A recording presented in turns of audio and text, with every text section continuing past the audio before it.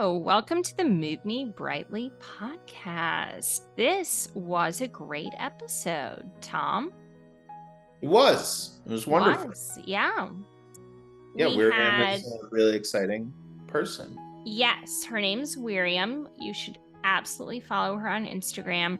She is an illustrator and a costume designer for the opera, which is amazing. And I was just looking at her website. And did you look over her website before we interviewed her? I looked at her Instagram page. All right. So in her About Us section, she has some cool trivia. It says, as a child and teenager, she appeared in ads and movies, including Star Wars Episodes 1 and 2. Cool. What? That's what it says on her website. Oh, I should have done my research.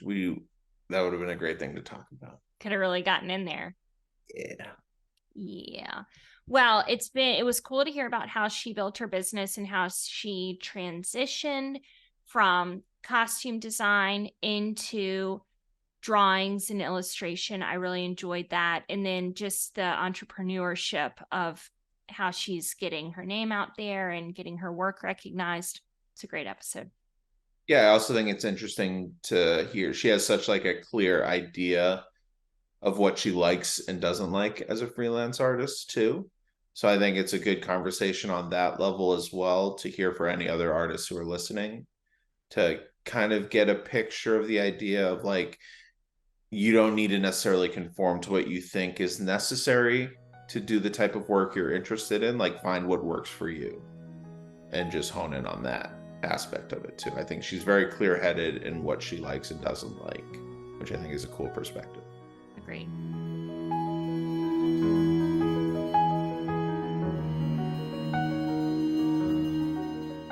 Hello, Wiriam. Welcome to the Move Me Brightly podcast. How are you? Yeah, hi, Blaine and Tom. Well, thank you for having me today. And by the way, I'm in Chicago, and I was wondering where you guys are today. Love it. I'm in Atlanta. Mm-hmm. I am in Los Angeles. More specifically, though, where are you? In Chicago? No, sorry, Tom. Los Angeles, Sherman Oaks, my condo, my closet. Your closet. We're live in the closet. Live in my closet. You can see a bit of my wardrobe. Now, the Nightmare Before Christmas sweatshirt. From this angle, it looks like you own about 6-7 clothing items. That's probably, I have a closet downstairs. This is mostly, I think it's mostly like winter stuff. Yeah. Mm-hmm. Like some sweatshirts over there. That's the Christmas tree waiting to be hung up. And that dead body. It's not a dead body, I promise.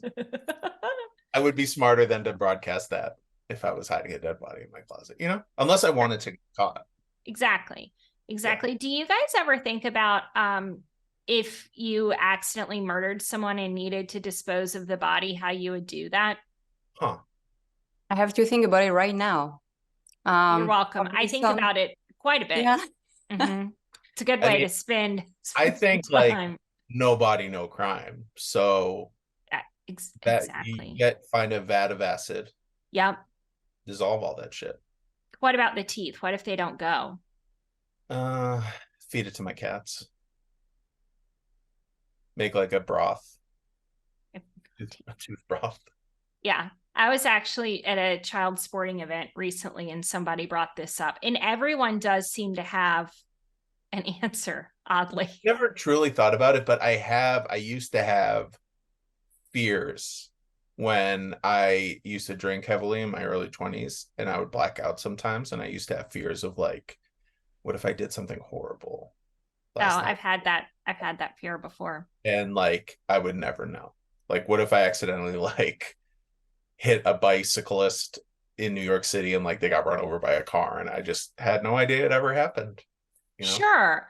Or, we've had an episode on being falsely imprisoned.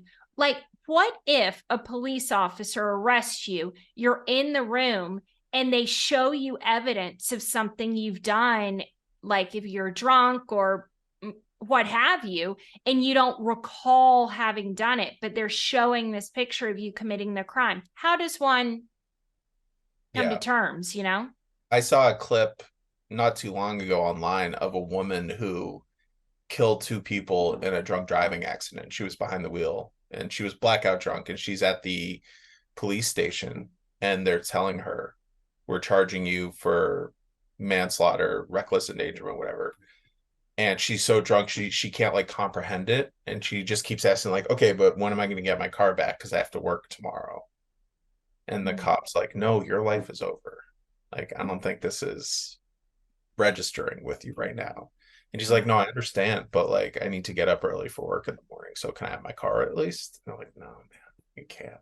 So like, I think about that video and wonder, like, the next morning when she wakes up clear-headed and that reality hits her, good God. Good God. Yeah. That reminds me the movie. I think it's the title is the Girl on the Train. Have you heard about it? With Emily Blunt, right? I think so, yeah. And it's kind of the same story. So she is she drinks a lot, and her husband says how terrible things she's doing, and she has no memory of them. But she thinks she's a horrible person, and it's a very good movie, and I don't want to spoil it, but it's more complicated than that. Yeah, I was gonna say there's a twist that Yes. everything that he's telling her is, and maybe all it's Mm. the reality of the situation or something like that, right? Mm-hmm. I Yes. gotta see this movie. That sounds right up It my was alley. it was a really popular book. It was like a Yeah. national sensation novel, like mystery novel thing. I Mm-hmm. never read the book, but I did see the movie, of course, because that's what I did. Speaking of amazing novels that have been made into movies, TV shows, I started Lessons in Chemistry, which is on Apple TV. It just came out. It's on week 2. Could not recommend it more highly. Just It's a narrative show. just a real feel good. It reminds me of Hidden Figures, that kind of like vibe, that era, that whole, I love that. Love it. Is the chemistry in the title, is it like science-based, or does it mean like, okay, Yeah, she's a chemist got it. So in it's like not, the 50s where there are no women chemists, and yeah, she falls in love with another chemist. I mean, you can take the women in the lab, you can't take the lab out of the woman, or the reverse of that. Don't think that works. Women are gonna fall in love, is what I'm saying, in stories. Oh. Yeah. Oh, that I botched joke that. fell flat, but you know. We'll cut that. All right. Well, that was a great intro. Yeah, we did it. 10 out of 10. 10 out of 10. Is this what you enjoy when you listen, Maria? Yeah, actually, yeah. You know, one of my favorite episodes was the one with your brother.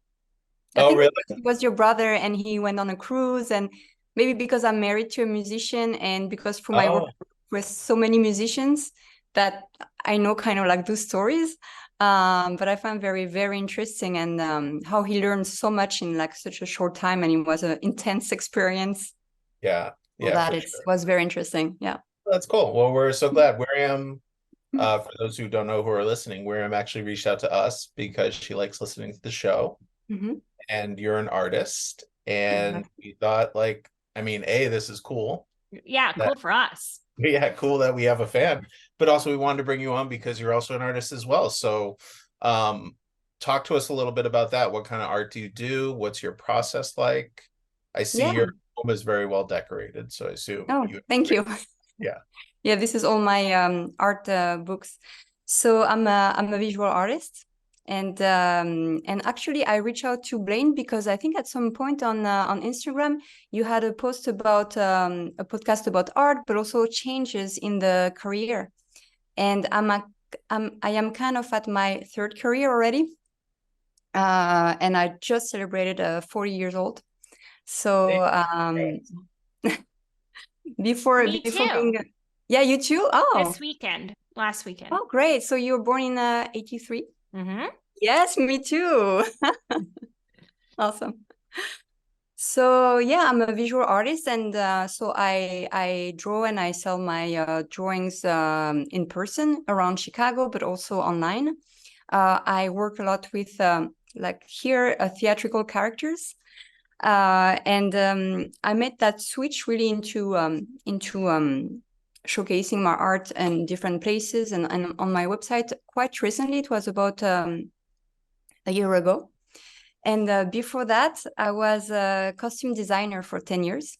So also an artist, but in a different field.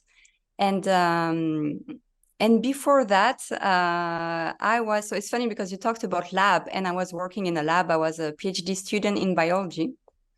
So I spent a lot of time with biochemistry and in a lab with, all that. So yeah, that's a little bit in a very small nutshell, my career. What was your experience as a costume designer? Where were you working? So I was freelancing, and I worked with different companies. I specialized in Baroque costumes, so mainly 17th and 18th centuries costumes, and mainly for opera. So, wow. so when companies wanted to do shows in historical costume, they will call me. So I worked here in Chicago, but also in New York, DC, in Boston. I worked also in Europe. And yes, so I was traveling a little bit, and I've done that for 10 years. And then, as you know, during COVID, all the theaters have closed. And in between, probably as you have guessed already, in between shows, it's very unstable, like as any artist's life, I guess. It was, some years I had a lot of work, some years a little bit less. And sometimes in the winter, it was not busy enough. And in the fall, it was crazy busy. So in between shows, I was also taking custom illustrations for individuals, but I never really, I was not like marketing that. It was just word of mouth. And when COVID hit and the theaters have closed, as started thinking a bit differently. And then in 2022, I chose to really try to switch and be also more independent. Because I think as a visual artist, I just decide way more where I want to present my work. I'm just on my own more. Why? And when I was a costume designer, I was very dependent on the companies. And so, for instance, if one season they decide that they will do only concerts and no opera in costumes, then suddenly I had no work. Yeah. So it's also very unstable, but somehow there's a bit more stability because I depend on myself and less on others. I don't know if I'm clear. Yeah. That makes total sense. Do you have any interest or plans to get back into that world, or have you fully transitioned out of costume? No, I would say that I might go back to costume design if I have an interesting contract. What happened with COVID, I think the budget dropped, and it's already a bit hard in the live performances. The budget are often quite tight, and I think it got worse after the pandemic. So I'm open to to the right project, I will say. Yeah, I mean, I can relate to that on the film side of things as a film producer. I think post-COVID, it started even a little bit before COVID, but the transition in this industry has gone to really, like, the budgets have dropped dramatically. And then there are the few rare exceptions where the budget is massively overblown and expensive, but there's not really that in-between, like, comfort level zone of filmmaking anymore, unfortunately. So I'm sure it's a similar situation with what you're going to. I also think the type of wardrobe you're describing, like, that's the wardrobiest of all wardrobes, like Baroque. And it's an expensive one. Yeah. That's the thing, it's an expensive one. So I had also the question I asked myself is, with a tight budget, I can do like mediocre work, and I didn't want to. I prefer switching, doing something else, but really like doing the thing the best I can. It was very, very frustrating for me to not be able to give my best. Yeah. And the budget for costumes, for historical costume, is very important. So I was very linked to that. Yeah, I think especially for something like a live performance versus something you were to shoot on film or digital, where you can kind of maybe hide some imperfections or maybe a different type of texture or fabric. there's Mhm. maybe potentially a little bit more of wiggle room, but when you're performing live in front of a live audience, especially an opera audience, I think stereotypically an opera audience is very disconcerting, and they're a certain type of people. I think they would be much more hyper aware of realism in that case. Yeah, yeah, it's true. You're right. For instance, we cannot have something nice in the front and like Right. I don't know, like how do you call the Clip. something to pinch? Yeah, Yeah. clips. You know, like in fashion, they do that for photos. We Right. can do that. Like the costume has to be perfect, like on all angles. But because it's theater, we can also play. It's the word of illusion. So, for instance, instead of having embroideries, it can be painting. You can have, you can play with that also. So often people think, oh, it was all embroidered by hand. I was like, no, it was paint, or it was an applique. So you take another fabric, you sew it on it, but it's way faster than doing everything by hand. And so when you come very close, like you would do for a movie, you will see that. But because it's theater, you have like some distance. But the challenge for me, as I think all costume designer will probably think the same, but it's when you have a movie or TV show, for instance, people are all at a reasonable distance from the screen. But in a theater, you have people on the first row and people completely in the back, and even like upper in the back. So you have to have a beautiful show for all the rows. Not only people who are just in front. So it's very interesting because you have to think far and close at the same time. Yeah. Yeah, I think that's true for the performers as well. I know there are a lot of performers who come from the stage and transition into film, and they kind of get a reality lesson when they're not, I don't want to say overperforming, but they're performing very broadly for the people in the back, as they say. And then you realize, like, this camera is on your face. Like, we can see every bead of sweat coming down your forehead. You don't have to go this big. It's okay. I know this is horror movie month, and so I got to bring up horror movies. I do it every episode. I just rewatched a movie called Opera, which is an 80s Italian horror film. I don't know it. It's about a production of Verdi's Macbeth. And there's an extended sequence with the costumer on the stage, because it's about like this killer who becomes obsessed with the main actress in the film.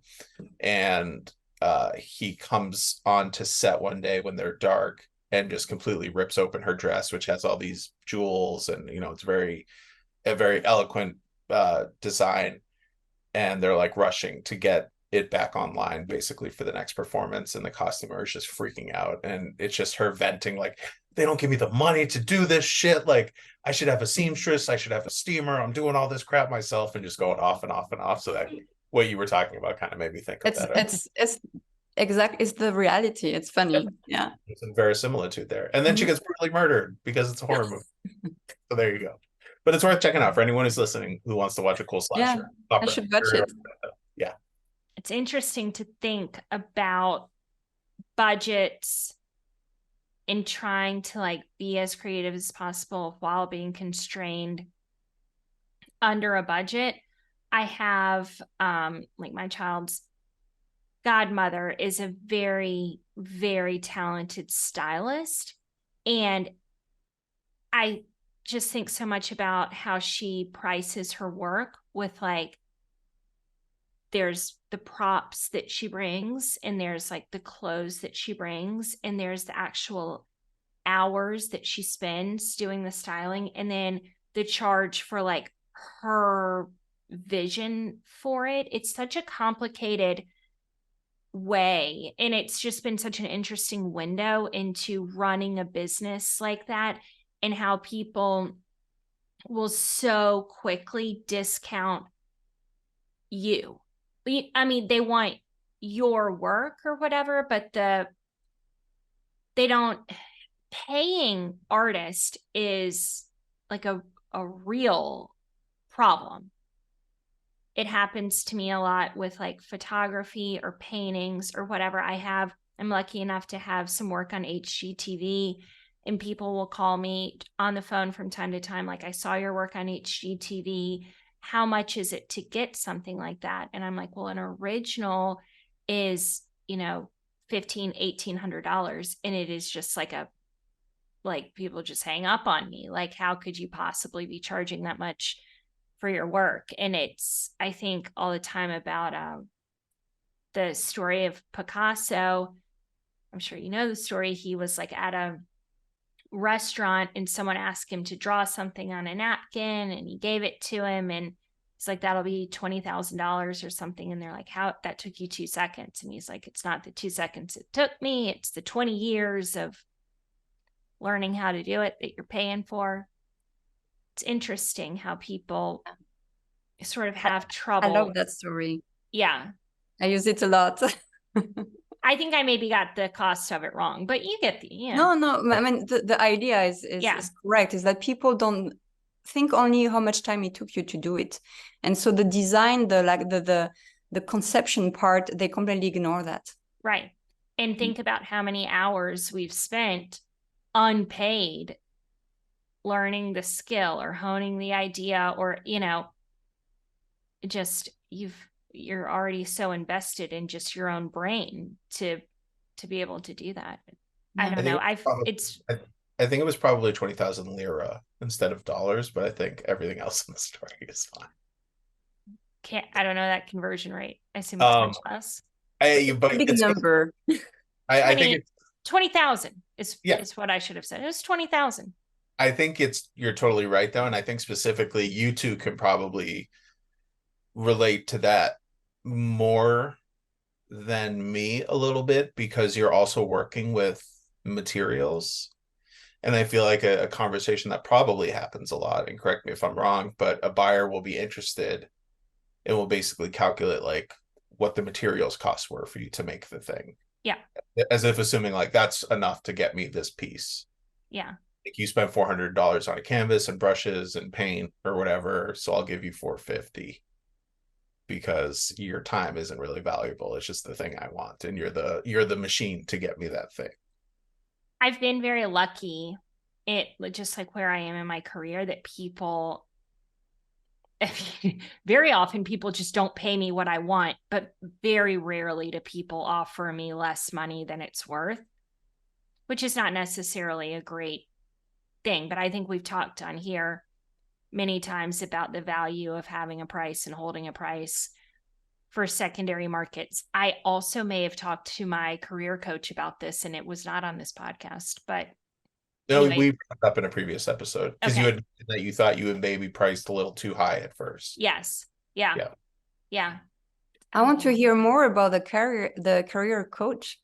Sounds very exciting. Amazing career coach. Her name's Amanda, and she is just a career coach for artists, and she has a really great background in the theater.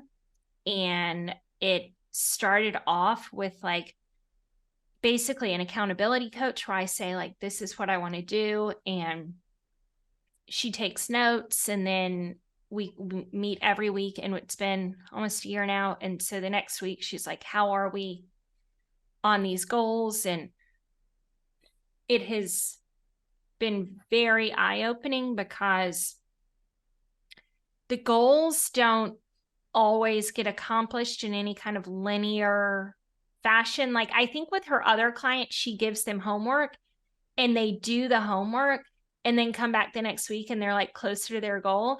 And with me, she gives me the homework to I wanted to start a shoe line when we started working together. So she gives me the homework of well, call Portugal, figure out what it costs to do the shoe line, And then I'd come back the next week and I'd be like, I'm off the shoes. I'm opening an ice cream store. It just couldn't, I can't really focus on the one thing. But then 6 months later, I'll be I'm back on the shoe thing. I've done 40 things to get it where it's going. So now I want to talk about the shoe things, but there's so many. I don't know if she's ever had a client like me before. It's just insane, really. But I love her. Well, no one's ever had a person like you before in their life. It is absolutely insane. Yeah, actually, to talk again about the time, the conception time, and when I do art market and I show my work, the question I have the most often is how long did it take you to do it? Who cares? Like, And I right? tell them, Like, yeah. I mean, I feel it's also my role to educate a bit people about how much time you need for art in general. It can be costume design or my drawings, and I always explain that the time it really took me to do the coloring, but how much the idea sometimes it can take me weeks to find the right idea. And Mhm. this is very hard to and that might be way longer than the actual time working on the drawing. And often they are surprised because they don't necessarily think like that unless they have also a creative job, like someone who is a writer will agree will get that very quickly, but not everybody. I think Did- other artists in general are less likely to try to negotiate you on what your price point is too. Yeah. I think like other artists, especially freelancers, have such a respect for what you consider your worth, and they don't really want to question that. Like if this is the price point you've put on for the work that you do, that's the value you've given yourself, and I don't want to mess with that at all. Like it's not even worth the conversation. Yeah. No, there's a lot of supports, I think, between artists. That's great. Yeah. Did you by any chance do the other art fair when it came to Chicago? No, I'm considering doing this one maybe hopefully maybe in a year. I'm trying to build inventory for the moment. Are you considering doing the other art fair? Mm-hmm. Is it in Atlanta? I went to Chicago Okay. to do it. Yes. Okay. So, oh wow, tell me. Oh, that's fantastic. I want to know everything. Yeah, what is this? Perhaps this is a conversation that we have offline. But it was, I actually think the institution is, I'm for it. I had never done an art fair before. And so I had to produce probably 30 original works of art to do it. And then you have to apply to get in. And then I got in, and then you have to rent the booth, which is $2,500, let's say, or something. And I was selling these kings that were 20 by 20. If you don't know, I paint these kings. It's like, I know. Yeah, okay. I saw them. So I did like 20 by 20 kings, and they were $900 a piece. So I'm like, I have to sell 3 of these to break even on the booth. But the kings are very popular, and they were extremely popular at the time that I was doing that art fair. So I thought that it was very likely that I would sell those. And then I also buy I have the cradles, meaning the wooden canvases that I paint on, custom made. So those are $100 a piece, let's say. So I'm really in the hole there. Then I had to transport the work from Atlanta to Chicago. So I had to have a crate built. And then I actually ended up having someone drive it in a U-Haul up to Chicago because the DHL shipping cost was so exorbitant, none of which I had thought of before. Then I had to take 2 assistants with me to hang the work, and I had to pay for my signage on the booth. So I was probably about $5,000 in before I got there. And then I had to rent the Airbnb. Let's call it $6,000 in before we got there. And then I took the 2 assistants with me. I paid for all the food, anything we did, like any drink they wanted, anything I paid for. So now let's call it $7,000. And we sat there for 3 days while this was going on. There were not a ton of people that came, and the percentage of those people who were buyers was minuscule. So I sat there for 3 days, just with people walking by. No one wanted to engage with me. The people who were selling the most art were actively going out and recruiting people to come talk to them.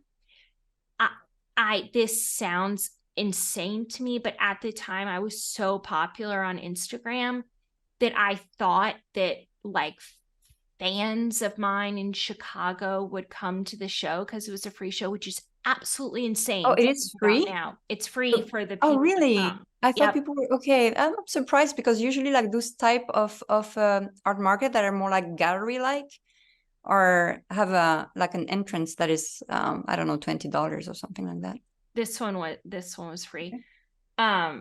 You get the money from the industry at the booths.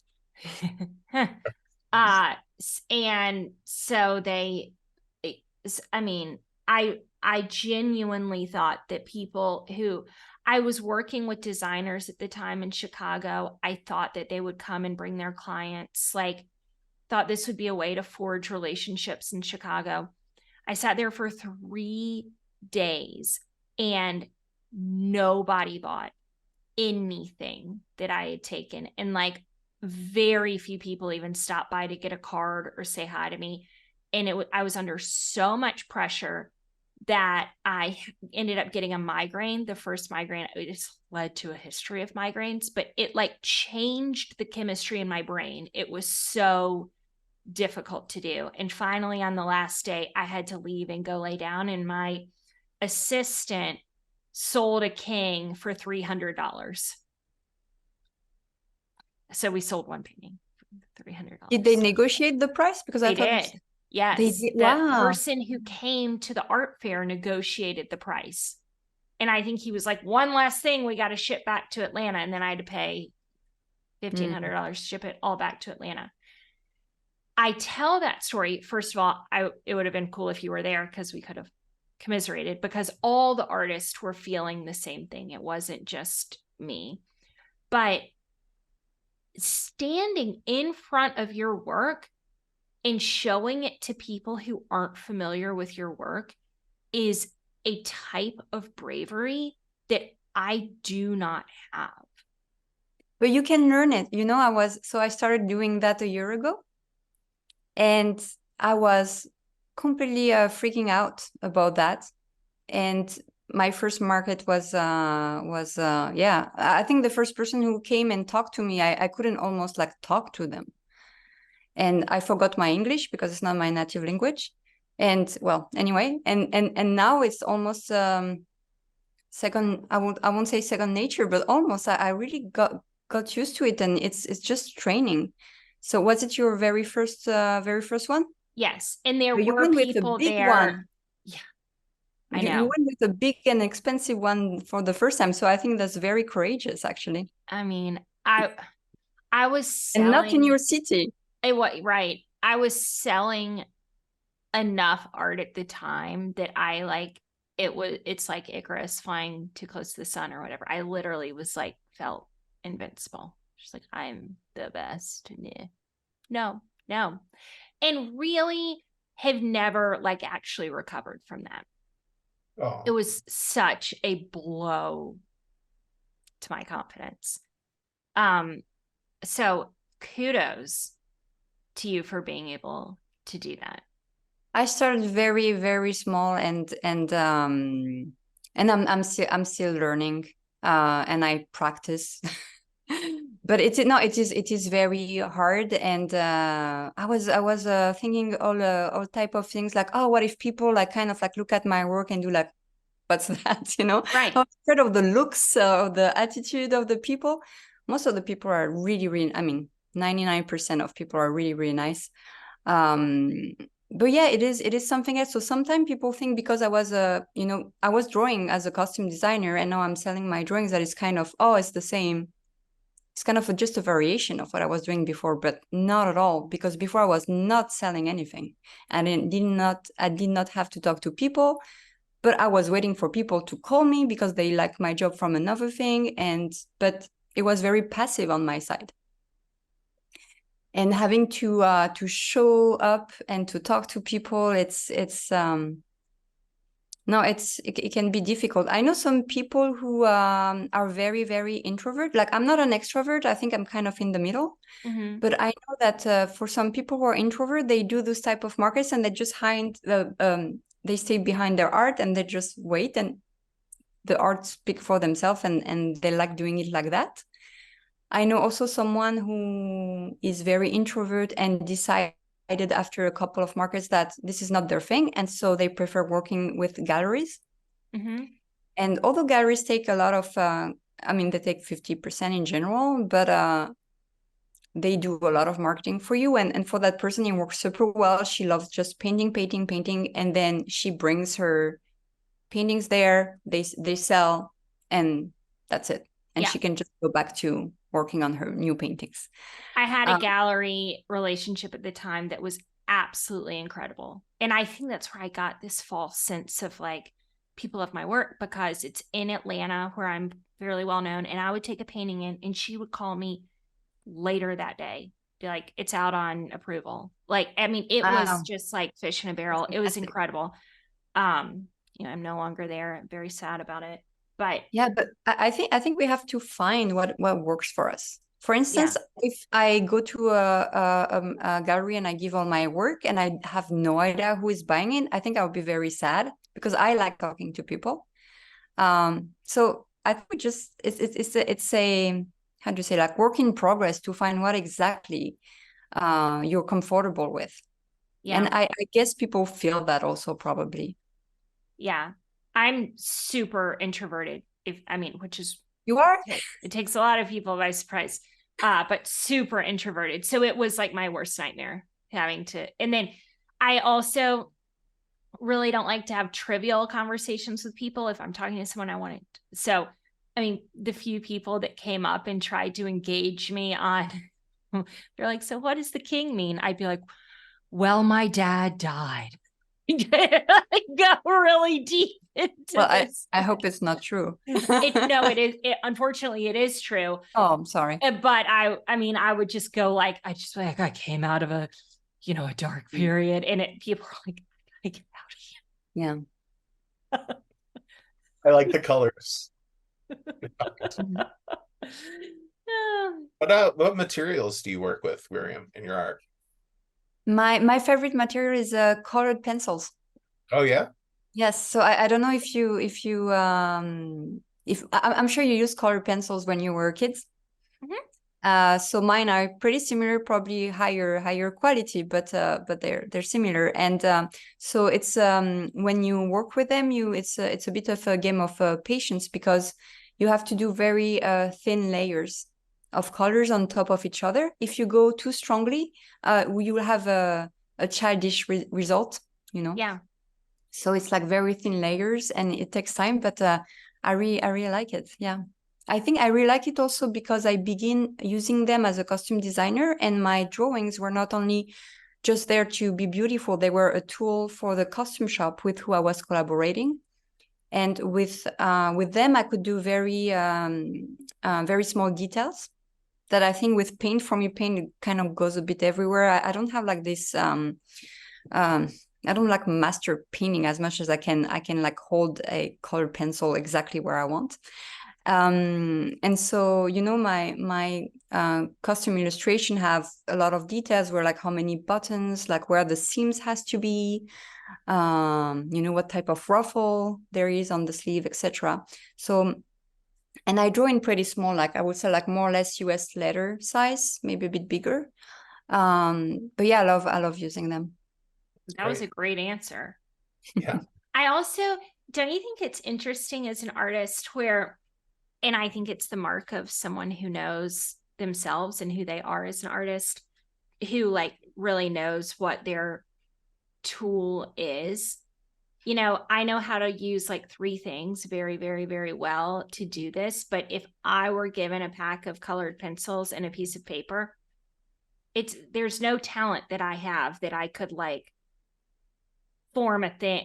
It's interesting to find the thing that makes what you want to say work. Because you're exactly right. Like a watercolor, I've tried to use watercolor before. I'm like, what is this? This isn't like I can use this. This isn't what I need or want it to do or whatever. Oh, wet. It's like bleeding. Because every watercolor, I mean, it's fantastic if you like blurry shape. I mean, I love watercolor, but yeah, I don't know. It's not like natural to me, but it took me years to find out that I love color pencils. But when you find your medium, it feels so good. Totally. My most favorite thing is oil pastels.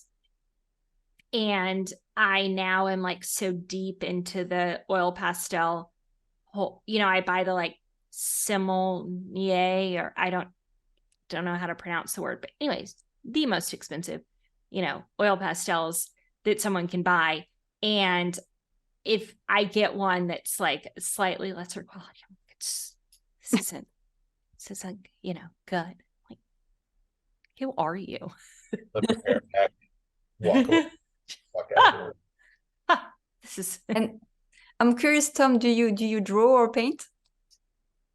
I have always said if I could have one skill in my life that I do not possess at all, it would be the ability to draw. It's the one thing that I am so jealous of people who are able to do that well, because I love it. I love animation. I love art, but I cannot draw a stick figure to save my No, life. but you can learn it. It's not something you're born with. I have Not, tried. not necessarily. I took classes when I was younger. I've bought a few different how to draw books, and I just don't think I have it in me, to be honest with you. I can't visualize it. Like, I can't see, even when I do like a step-by-step guide to try to understand how to get to a particular shape, right? Or how to draw like a realistic rendering of a person. Even when I'm looking at the step-by-step guidebook, I get lost. Like, I cannot see the process in my mind when I'm looking at the paper. So Okay. I've tried, I can do like, sometimes I'll doodle like weird geometric shape type things, but it's all very linear with me. I think like adding shading, working with like chiaroscuro stuff, it's just not in my brain chemistry at all. And I really, above everything else, I really wish that was something that I had, because I'm so envious of people who do, because I love it. That's so funny. If I could do one thing, is like anything musical. I can't sing. I can't play an instrument. I can't Either. I've That's why I married a musician. He does all the music, and I am a big admirer of musician too. And I would love to play, but it's kind of the same with you with drawing. I admire that a lot, and I probably know that I can learn, but somehow it doesn't come naturally to me, and I prefer looking at it from far and not trying to do it.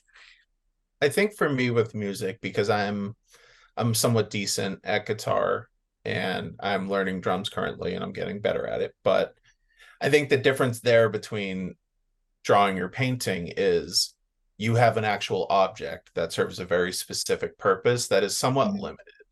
Like a guitar, you have an object with 6 strings that play at a different frequency. You have a neck that has different frets that play different notes. So you're working within some type of restriction in terms of what the instrument can do with you added to it. Whereas just taking a pencil or a paintbrush, it's you and a blank canvas. And it's like, well, whatever you can think to do, go for it. Like, there's really no restriction here. So I think, like, I would say the difference between the two is, to me anyway, the way my brain works, I find instruments easier to pick up and understand, because there is kind of that baseline to work off of. Like, if I can figure out how to get my fingers to move up and down this neck and how to strum in a certain pattern, I can learn ostensibly how to play a few songs or whatever, Yeah. No, I get that. My husband is actually a guitarist. And I do not play guitar at all. I tried a bit of ukulele, but does he ever just play and you draw, and you just have like a really romantic, comfortable night in the living room together, husband and wife, just doing both of your things? actually, so we both work at home, so that's our everyday life. He's in his office and he practices for his concerts, and I'm in my room drawing, and I don't have a door actually in my office, so I do hear him all the time. You like it, or do you get sick of it? Yeah, I hate when he's tuning, because he used like a thing that goes like a very, like the sound is terrible, like when he's tuning his instrument. But otherwise, yes. Actually, we met doing a show together. He was one of the musicians, and I was the costume designer of the show. Is this for an opera? It was not exactly an opera. It was a kind of a musical thing at the time of Shakespeare. And so it was kind of like, I would say it was more like theater with music. Okay. It was very fun. And it was very particular if you have time, because I think it's a nice anecdote.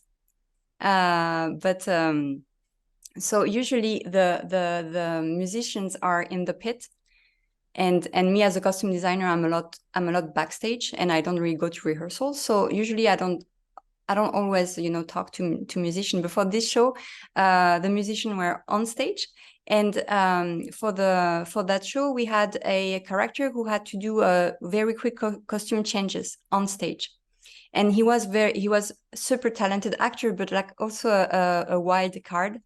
And the stage director was afraid that he will completely mess up his costume changes on stage.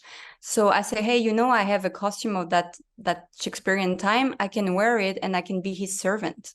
So I will help him dress. And she liked the idea so much that I ended up being a character in the show. And at the end of the show, they didn't have anything like my character didn't have anything interesting to do anymore. So I just stayed there, and I stayed with the musicians, and I sit near the guitarist, my future husband. I didn't know, and we were like fake flirting for the sake of of the show. So wait, what do you mean by fake flirting? I was like the servant who was like flirting with the musicians, and he would like play for me. And oh, so actually like on stage as part of the on stage we were like our characters were flirting. Oh, that's really cute. I love it. I love that. And it's so rare because, as I say, usually we don't see each other, like costumes and music, we don't really interfere. So you're doing the fake flirting, and then you both kind of like catch eyes, and you're like, yeah. Maybe this is real. Kind of digging the way you flirt. So is he an orchestral musician, a guitarist? Yeah, so he plays with orchestras, and also he does solo concerts as well. Mm-hmm. And he's a classical musician, so he will play classical guitar and also so you will understand better how we met, because I said I was a Baroque costume designer, and his specialty is Baroque instruments. He plays instruments from the guitar family from the 16th century to today. Wow. That is way better than I am at guitar. I can say that with 100% certainty. What's it like being married? Because Blaine is married to, I don't know if Jimmy does anything in his free time artistically, but I would say generally speaking, not much of an artist. Yeah, he's good at skiing. That's he's skiing his thing, which is like kind of an art. I mean, he's really good at it, but it's not. He would say it's an art. I mean, he's really good at it. Yeah. And probably the biggest like music appreciator. I mean, he's a appreciator of the arts. Even he's a hardcore fan. Yeah. For sure. Yeah. But I mean, what's the difference? And maybe you both can speak on that, between being married to a non-artist versus being an artist married to another artist. What is the dynamic like? I guess for you, Miriam, do you have a back and forth? Like, is he the first person you go to with a new piece of work to get his feedback on, or is it more like, this is my thing, I don't even care? No, totally. Yeah. Sorry, I interrupted you. No, please. That was basically it. Is like, do you guys kind of share privately each other's stuff as you're workshopping things, as kind of like the first person that will give you honest but constructive feedback? We help each other a lot. I won't say because I'm not a musician, so I cannot really give. I give some feedback, of course, and he listened to me, and vice versa. But I think we help a lot more when it comes to negotiation, maybe, or how we present our art. And as a joke, sometimes we say, "Oh, well, thank you for business consulting. That would be $100." So we help each other a lot. We how should I write to this person? How should I negotiate that? And someone who is an artist, understand like also that sometimes you have to say no when yeah, for a lot of things, it's great. I think it's great also schedule wise. Yeah. I think that for me, that's I will say maybe the main difference versus being with someone who has a 9 to 5 job is we both work for ourselves and we finish working very late each day, and we don't take weekends, but we just like it like that. And when we work on weekends in the evening, we don't feel like I don't know, that it's bad. We feel we are happy to do that. We have, we know what we want to do. And I think with someone who has a more classic schedule, it's harder to understand why we're not taking weekends off.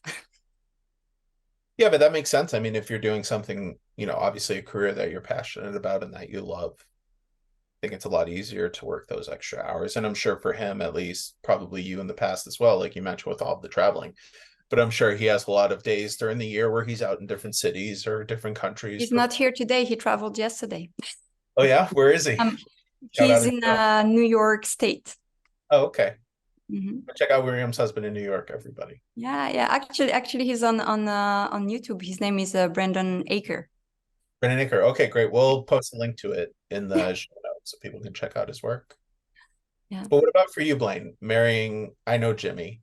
Mm-hmm. I know he has a corporate job, I guess. Mm-hmm. Yeah. Right? Yeah. So what's that like for you? Because I know your schedule is similar to Miriam's, where you're working a lot, either on your own time or gigs that come in at different hours of different days. Sometimes it's a Sunday all day thing. Sometimes you're not working on a Wednesday.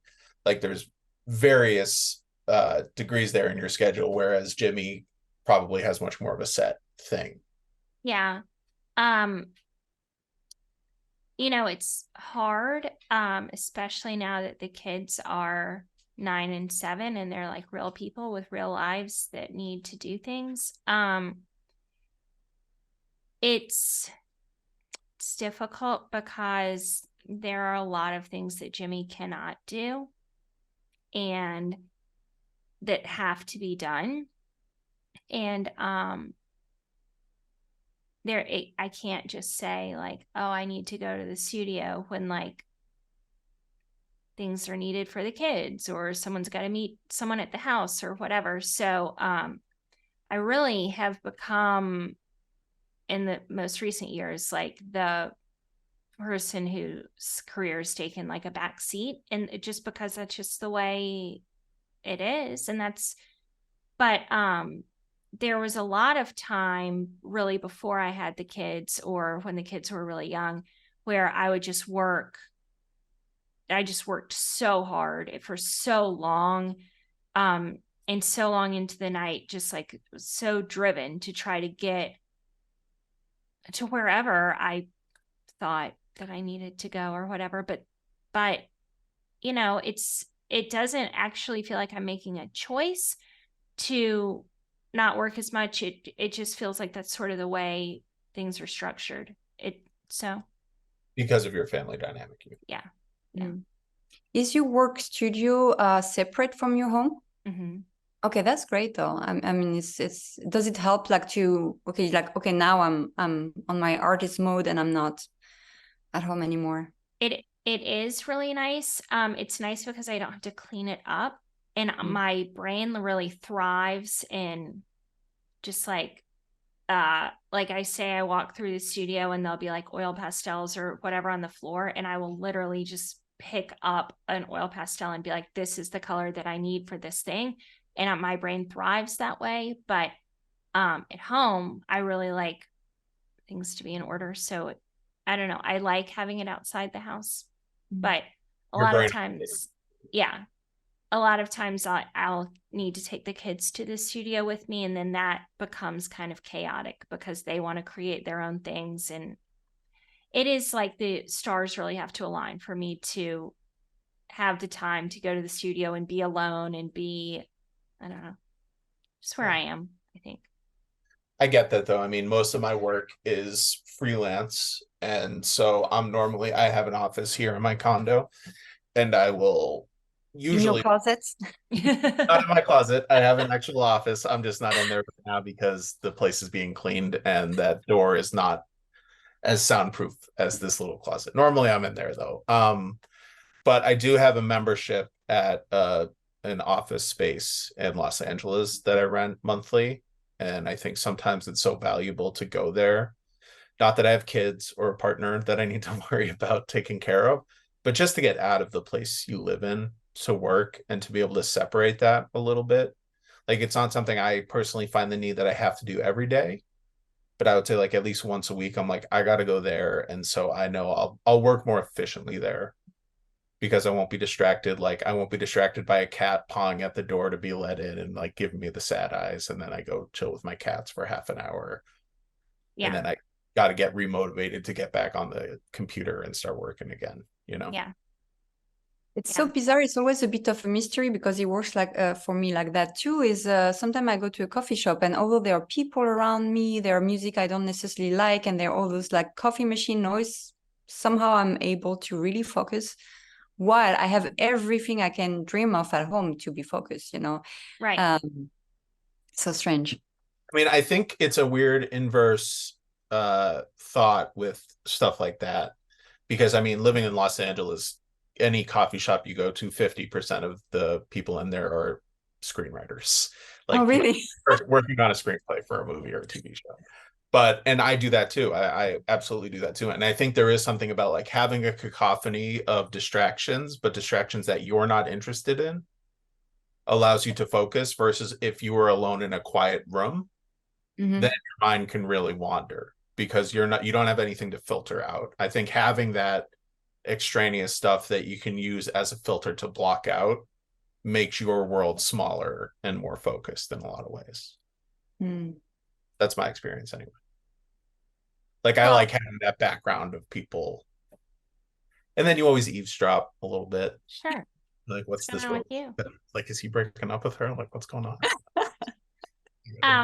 Well, we are sort of coming to the end of our time, and we don't like to come to the end of our time without asking the question that the podcast is based on. Tom, you've really gotten in the groove. Would you like to ask the question? Sure. So Blaine and I are artists. Miriam, you're an artist. You've had a ton of experience in different fields. What is your experience? You mentioned a little bit transitioning from costuming to visual art during the pandemic. So I don't know if it's tied to this at all a little bit, but what is your experience dealing with burnout in your creative fields, whether it is as a costumer, as a visual artist? How do you navigate that, if at all? And are there any tools or methods that you use to help you overcome that you can share with our listening audience? Actually, I did my last series of original drawings. One of them is called Fatigue, and the other one is called Burnout. Oh, wow. So I did Burnout while I was doing costume design, and that's one of the reasons I wanted also to switch. Yeah, I think I burn out maybe twice or once and a half. I don't know. It's self-diagnosed, so I'm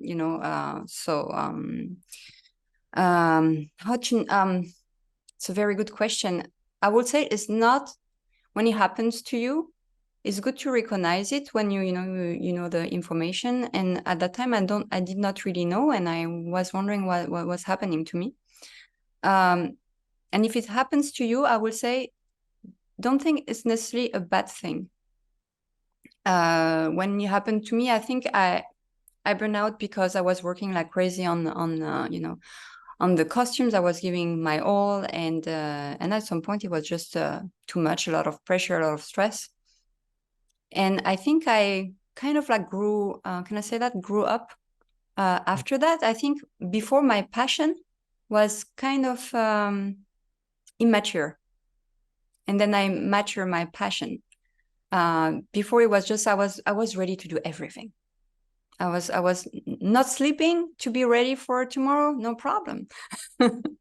And I think my passion came back, but in a more mature way, in a more like, okay, like I know where my limits are. I know there's certain things I cannot do, and I think it's kind of a blessing in disguise. Although I do not wish that to anyone, because it's very hard when it's happening to you. I mean, I know you brought up initially when we were talking about you and your husband's relationship and how you kind of help each other, and you brought up one thing that made me think of this question is learning how to say no as an artist. And I know for me as a producer, that was one of the biggest causes of getting burnout or being overwhelmed for me, was not wanting to say no to jobs, like thinking, you know, I had to keep myself as busy as possible. And when you are working freelance, you never really know when the next gig is coming. So Absolutely. there's this feeling of like, I gotta say yes to everything because I don't know, like I might go 3 months with nothing. So let's stock up now while I'm really busy. And then you reach a point where you're just like, I can't do this anymore. Like I need to take a break. And being a little more disconcerting with that, of learning like what you should say yes to, what you should say no to, what's worth your time and what isn't, and kind of filtering out those reasons why you would say no to a particular project, whether it's like, I don't really vibe with the person in charge here, or this isn't really the type of material that I want to be known for, or whatever it may be, or the rate's too low, obviously. Is one of the biggest things.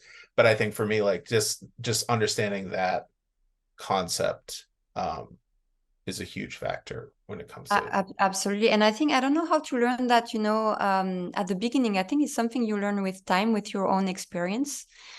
And you learn also what is not good and good for you, and it can be completely different from another artist. I'm thinking about another artist who has a podcast, and for instance, she loves commissions.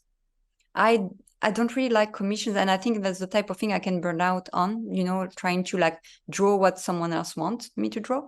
But she loves it because for her, it's like they pay, you know, she has a down payment, so she has the money first and after she draws. So she sees it differently than me. And it's a whole journey to find out what works for you and what will keep you like sane in this domain. Yeah, 100%. But yeah, we talk all the time about what you said about like to say no. It's so hard. It is so hard, especially when you're starting out. And I also think when you're younger, like literally younger in age, yes, it's a lot easier to put yourself up to overexerting yourself. I mean, I'm doing a music video that shoots in 2 days, and the other producer is a bit younger than me, and we're going over logistics. We don't have a huge budget. We're kind of, you know, we're having to wear a lot of hats on this project. And we're talking about certain things like gear rentals the night before. We have a super early start Saturday morning when we're actually shooting the thing. And she's talking about like, well, I'll go pick up the truck and I'll just sleep in the truck and then wake up early and drive it to set overnight. And I'm like, girl, take care. Like, take care of yourself. This is not the way to do it. We will find. I was very much like that. Yeah. Yeah. And it's like, and she finally was like, you're right. Okay, we'll figure it out. But just like the volunteering to yourself, because it's almost like, I just want to be a part of this. My welfare doesn't matter. Like I'll be, I'll do this. This is what I want to do. And it's like, that won't last. So you got to learn soon to That's very nice to tell her that.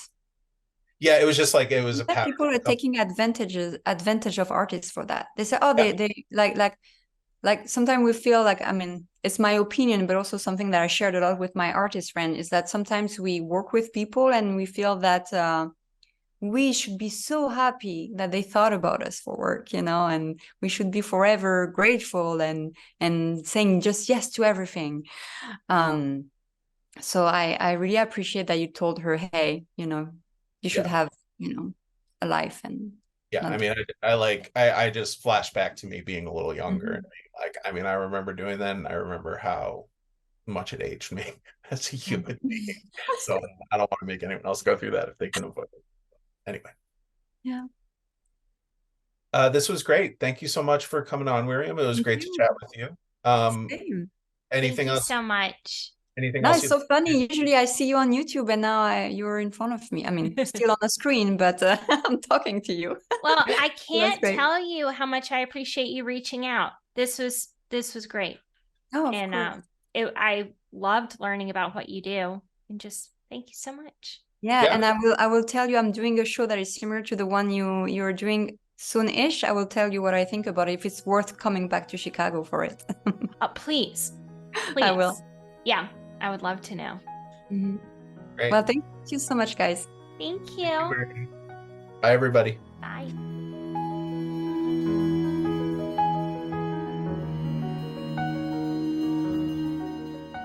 Okay, thank you again to Miriam for being a wonderful guest. We hope you all enjoyed that chat.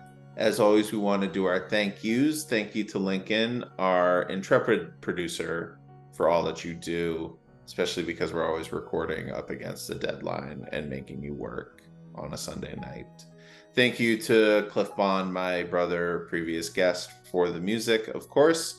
We will shoot some links in the show notes for Miriam's page, mine and Blaine's info, all that good stuff. Please don't hesitate to reach out to either of us on social media if, like Miriam, you would like to be a guest, because that's how we found her.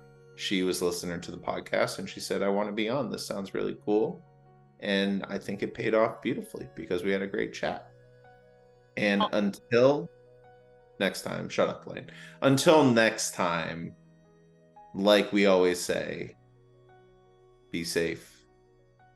Get vaccinated. Don't have sex before marriage. All good advice. But also, if you wouldn't mind opening the podcast app on your Apple device, rating us 5 stars, and typing in I like it into the comments, that's how we're going to grow, people. Yeah. That's how we're going to keep new episodes coming to you. So we don't ask you for anything. We entertain you for hours on end. Just hit us a thumbs up emoji. I don't care. I literally don't care if you give us a 5-star rating and type I hate it. It doesn't matter. Whatever you want to do, just type something in the box. I would actually like it if you rated us 5 stars and typed I hate it, because I think if someone saw that, they'd be like, oh, they have cool listeners. Yeah, like they're sure. ironic. Yeah. And so like you know you're going to be like listening along with a certain class of people who are very intellectually advanced. Absolutely. And comedically gifted. And I mean, honestly, even if you wanted to do 4 stars, we don't love it. No, we only need a 5-star. We only need a 5-star. 3 stars is fine. 3 stars is cool. 3 stars aren't cool. 4 stars aren't cool. If you have beef with us, put it in the comments. Rate it a 5-star. Even if you want out with us in the comments. 2 stars is fine. What is wrong with you? You only want a 5-star. That brings down the average. One person can do 1 star, but that's it. Just one person can do a 1-star rating. Everyone else, at least 2 or above. One person on my other podcast, one person did a 1 star. All the rest were 5. I have a 4.9 rating. Like, what does it just kill you? What is wrong with people? I think about that sometimes when I look at my Uber rating. Yeah. You know, the passenger rating, and I'm like a 4.89. Yeah. I'm like, what did I do? What did I do? What? I tip everybody. I'm always very nice. I've never vomited in the back of an Uber. I'm also a 4.89, but I've had, I don't know. I deserve that. I think. Yeah. I'm always like, what did I forget? The only thing I can think of is like, I forgot to tip immediately. And I waited until like 8 hours when I was closing out apps on my phone and I saw the Uber was up and I'm like, oh shit. And so it was probably like, this fucking guy doesn't tip. And then I tipped and I'm like, well, go back, change the rating, bro. Go back. Here now. Yeah. I'm here now. Unspoken agreement. I think as long as you're above like a 4.75, you're okay. But like that's a high standard. What do you do if you hit like 4.6? You just erase the app and have to start anew? I mean, I think you kill yourself. Oh no. Yeah. Oh my gosh. Wait, I have to tell you this quick story. I was watching Comedians in Cars Getting Coffee the other night. I have some beef with that show, honestly. I don't think it's this comedic gold mine that a lot of people do. But as you know from previous episode, big Alec Baldwin fan. And so I like to every once in a while watch his episodes because I just think he's naturally very funny. But I've been watching Only Murders in the Building, so I decided to give the Steve Martin episode a whirl. And it wasn't as naturally funny as some of the other ones that I've seen, but he told a story about a friend of his who was doing a comedy set in Atlantic City or something, and he was in a hotel. He was in front of a hotel. So there were people standing in front of the hotel watching him give the set. And behind him, there was a crane because the day before, a man in a wheelchair had decided to commit suicide and just wheeled himself off a pier in Atlantic City. And they were bringing up the wheelchair behind him as he was doing his comedy set.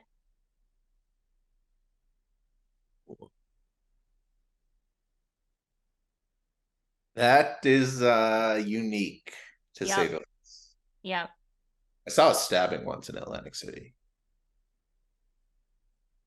We've been Well, to Atlantic City together. I didn't see it, but I was at a poker table playing Texas Hold'em. Two people got in a huge beef, and they were both asked to leave. And then about an hour later, police came to our table and said that there had been a stabbing incident, and it was two people who were sitting at our table. And they asked us to give statements like, what did you notice about these two individuals? No one died, but one guy stabbed the other in the parking lot, like immediately after they were kicked off the table. Okay, point of order. You did not witness a stab. I did not witness it. I was tangentially around. Okay. And Okay. I did clarify that before. Yes. Before you called the point of order, I did clarify that. Okay, but I mean, misleading headline. Good Misleading story. headline. Misleading headline. Yes. You know what? You're right. I apologize to everybody. I've broken your trust, and I will do better. And I'm here to listen. I'm going to take a step back and just listen. All right. I'm sure there were a ton of errors in the story I told about the wheelchair. It might not even be Atlantic City. I don't know. What the fuck are you judging me for? I don't know. I just felt like now that I've judged, I should say Okay, I a whole appreciate different that. story. Yeah, But the wheelchair coming out with the crane, that part's accurate. And the comedian doing a set, that part's accurate. Okay. I filled in a couple of details. All right, guys. That's also not your story, unlike mine. Have a great week, everyone. Thank you, Wiriam. We enjoyed having you. We'll be back next week with another exciting guest. And it might even be spooky. Our Halloween episode.